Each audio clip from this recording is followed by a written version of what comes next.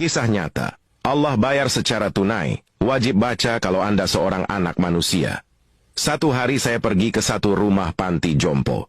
Seorang sahabat meminta bantuan agar saya dapat menyalurkan bantuan kepada orang miskin. Saya belikan kain sarung, beli roti, dan lain-lain. Saya pun pergi ke panti jompo yang saya kenal, tak usah saya sebut namanya. Saat sampai kendaraan kami di perkarangan panti jompo tersebut, tiba-tiba ada seorang ibu tua berlari dari asrama panti, mendekati saya. Ye, anak aku datang, senangnya anak aku datang. Saya tak mengenal beliau siapa. Ibu itu memeluk saya, dia cium saya. Orang tua itu berkata, "Nak, kenapa tinggalkan ibu di sini, nak? Ibu mau pulang. Ibu rindu rumah kita." Saya waktu itu hampir tak bisa berkata-kata. Ya Allah, saya coba mengucapkan kata, "Bu." Saya pegang tangannya, saya lihat mukanya. Dia bilang, "Sampai hati, nak, kau tak mengaku aku ni ibu kau."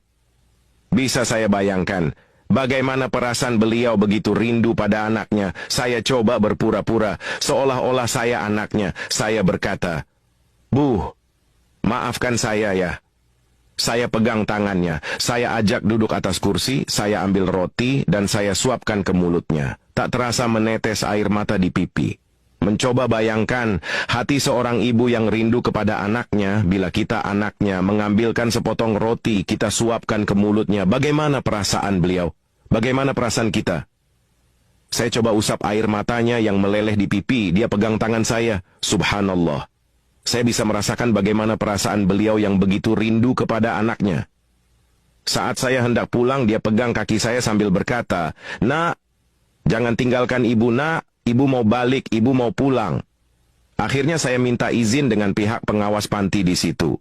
Melihat data beliau, ternyata anaknya ada 5 orang. Yang paling besar bergelar Tan Sri, orangnya memang kaya, punya nama besar dan hebat orangnya. Waktu saya izin pulang, dia pegang baju saya, dia bilang mau ikut saya pulang. Saya bilang, "Di mobil ada banyak barang." "Tak apa," kata ibu itu, "saya duduk sama barang-barang itu." Akhirnya saya izin ke pengelola panti untuk membawa ibu itu selama 5 hari saja. Pulang ke rumah saya, sholat subuh saya jadi imam, dia makmum di belakang. Saya baca doa, saya tengok air mata beliau jatuh. Selesai doa, saya salami beliau. Saya cium tangannya, saya bilang, "Bu, maafkan saya ya. Waktu itu saya tak membayangkan kalau ibu saya sudah meninggal, tapi saya bayangkan ibu ini adalah ibu saya sebab dia rindu pada anak-anaknya." Di hari ketiga di rumah saya waktu sholat Isya, selesai doa saya salami beliau.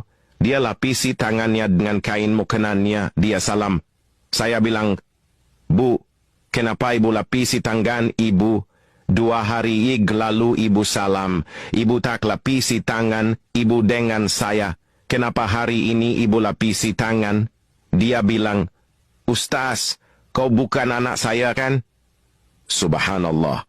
Tiba-tiba dia sebut nama saya Ustaz. Saya bilang, "Kenapa ibu panggil saya Ustaz? Saya anak ibu." Dia berkata, "Bukan. Kalau anak saya dia tak akan seperti ini.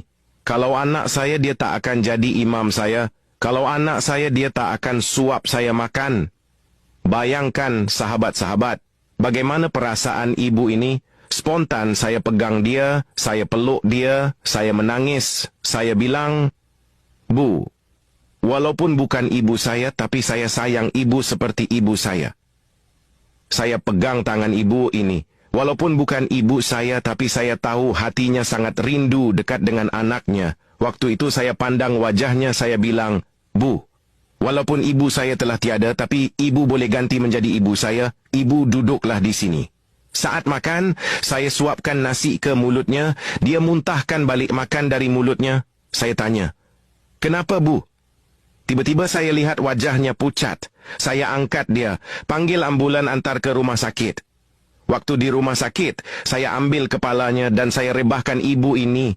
Dia pegang tangan saya, dia berkata, "Ustaz, kalau saya mati, tolong jangan beritahu seorang pun anak saya.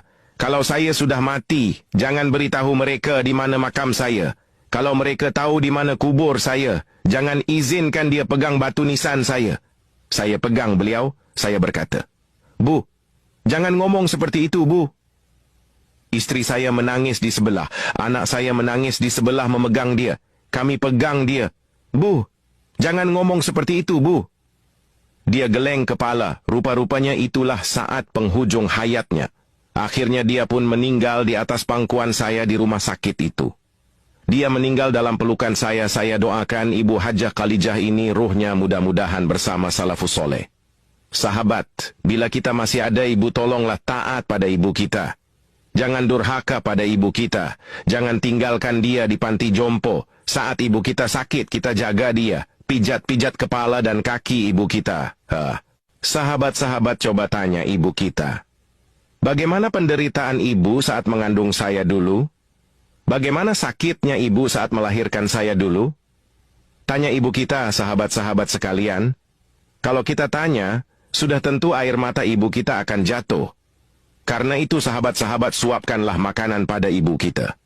Sahabat-sahabat semua, selepas wafatnya ibu ini, ternyata berita kematiannya sampai juga kepada anaknya yang sulung. Anak dia terus telepon saya. Apa anaknya bilang pada saya? Saya akan bawa Anda ke pengadilan, saya akan tuntut Anda telah membawa keluar ibu saya dari panti jompo. 3 tahun dia titipkan ibunya di panti, dia tak pergi lihat, sebab itu ibunya rindu, hingga ibu itu tak bisa membedakan saya dengan anaknya. Akhirnya saya tunggu tidak ada kabar hampir setahun lebih. Saya pergi ceramah di masjid di daerah Pecinaan, selesai saya ceramah datang seorang lelaki memeluk saya. Menangis dalam masjid.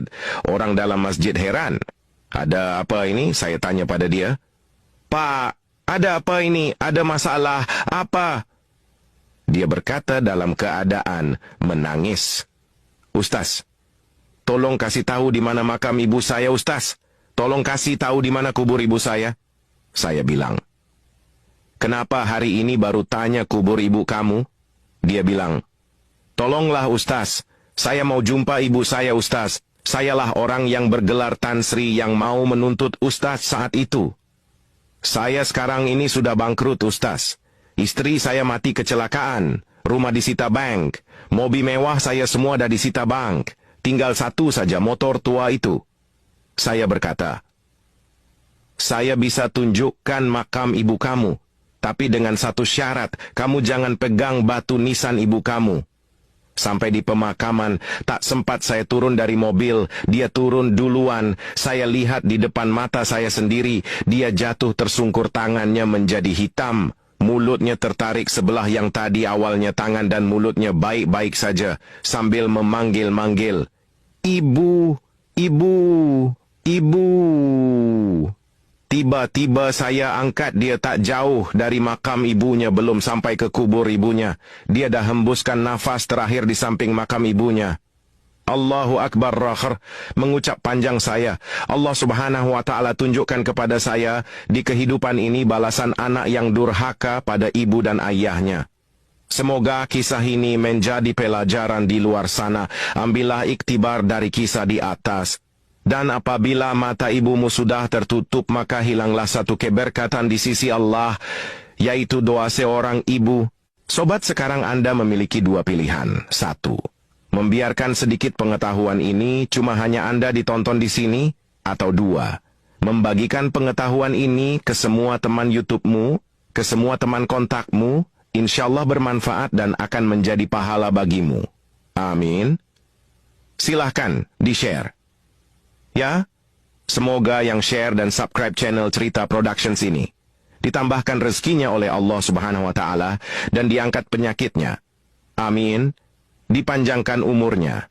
Semoga yang berkomentar, amin, dijauhkan dari segala penyakit, diberi sehat walafiat, rezekinya melimpah ruah dan keluarganya bahagia dan bisa masuk surga melalui pintu mana saja. Amin ya Rabbal Alamin. Semoga bermanfaat.